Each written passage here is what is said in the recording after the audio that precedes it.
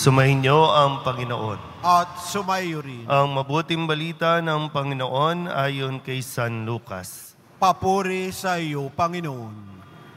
Noong panahong iyon, samantalang nagsasalita si Jesus sa mga tao, may isang babaeng sumigaw mula sa karamihan at nagsabi sa kanya, "Mapalad ang babaeng nagdala sa inyo sa kanyang sinapupunan at nagpasuso sa inyo." Ngunit sumagot siya, "Higit na mapalad ang mga nakikinig sa salita ng Diyos at tumutupad nito." Ang mabuting balita ng Panginoon. Pinupuri ka namin, Panginoong Heso Kristo. Isang magandang umaga po sa inyong lahat. Sa pagtatapos ng linggong ito, maganda po na tayo'y inaanyayahan ng ating pong ebanghelyo sa pamamagitan nitong ebanghelyo ni San Lucas na suriin at muli natin tingnan kamusta po ba ang relasyon ng mga magulang sa kanilang mga anak. Ano po ba ang mga dalangin ninyo? Ano po ba ang mga idinudulog ninyo sa poong Nazareno para sa inyong mga magulang o yung mga magulang para sa inyong mga anak? Sa ebanghelyo natin, narinig natin yung kwento na kung saan ay may sumigaw mula doon sa karamihan na nagsasabing, "Ang swerte naman ng nanay mo. Ang swerte naman ng nagdala sa iyo sa sinapupunan. Ang galing naman niya." Siguro marami ang naghahangad ng mga nanay na sana ganun ang anak nila.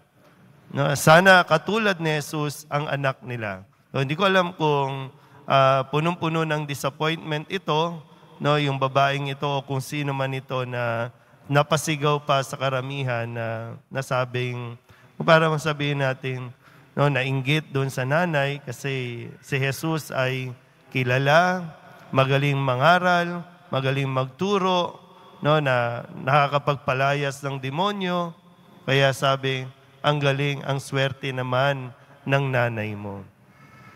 Pero yun nga, bagaman hindi lantaran o diretsahan na sinasabi na proud si Kristo sa kanyang nanay, kundi mas binigyan pa niya ng iba pang kahulugan na mas higit na mapalad ang isang taong marunong makinig sa salita ng Diyos at nagsasagawa nito.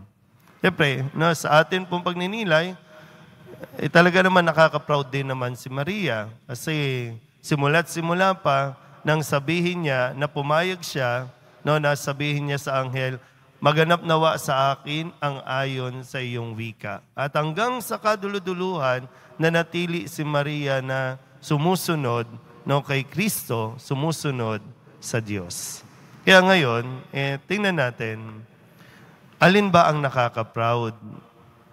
Ano ba, sa mga nanay na naririto, saan kayo proud sa inyong mga anak?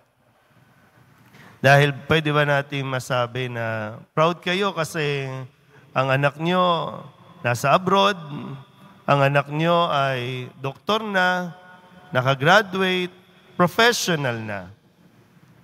Parang sa mga nanay o sa mga magulang, achievement nyo kasi yun yung makapagpatapos kayo, makita ninyong talagang stable ang inyong mga anak. Proud kayo dyan. Kasi pinagpaguran nyo yan sa mga anak din, saan kayo proud sa inyong mga magulang? Proud ba kayo dahil yung naging responsible parents sila? Proud ba kayo dahil hanggang ngayon ay nagsasama pa rin sila? Proud ba kayo dahil hanggang ngayon ay, kumbaga, wala silang nasangkot na iskandalo? Saan kayo proud? Kasi ngayon, sabi ko nga, dinadala tayo doon sa isa pang mas malalim na kahulugan ng maging mapalad, o kaya maging maswerte o yung may pagmamalaki mo ang iyong anak o ang iyong mga magulang kung sila talaga ay natutong matakot sa Diyos. Kasi po, no, nakapagpaaral ka nga, nakagraduate nga sila, pero yung ugali, wala din.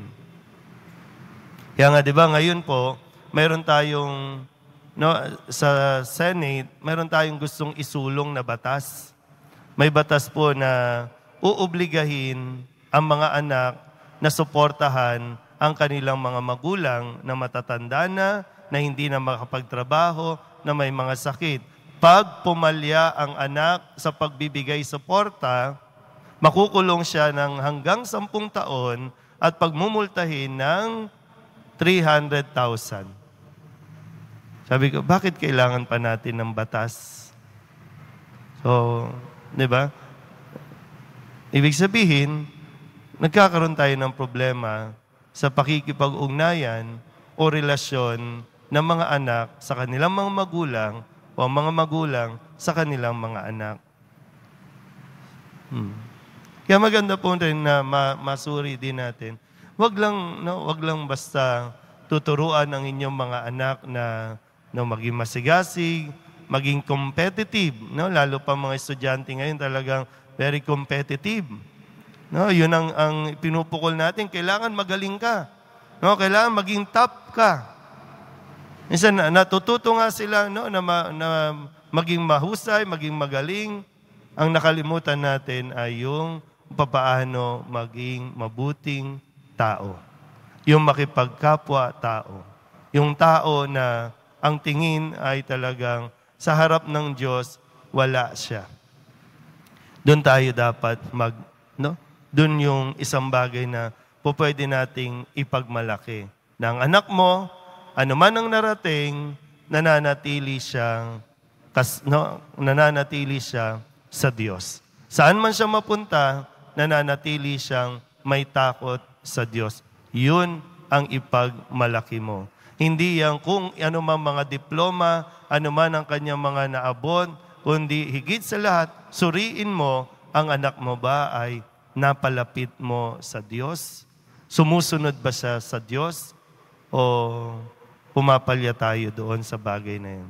Kasi ang isang anak na napalaki mong may takot sa Diyos, umasa ka, aarugain ka niyan dahil magpapasalamat yan sa iyo. Ganun din naman, sa mga magulang, hindi sila proud dahil mayaman ka na kanyang magulang, hindi sila proud dahil may business ka at may ipapamana ka sa kanila, kundi lalo tigit, magiging proud sila dahil ipinakilala mo sa kanila ang Diyos. At nakikita nila sa iyo ang pagsasabuhay ng palagian mong pagdarasal at pagsisimba. Minsan maganda po yung naririnig din natin na ang mga magulang ko, proud ako dahil lagi silang nagsisimba. Magkasama, magkasabay. At nakikita, lalo na sa loob ng tahanan, na sila ay nagdarasal. Doon tayo mas dapat na maging proud sa isa't isa. Amen?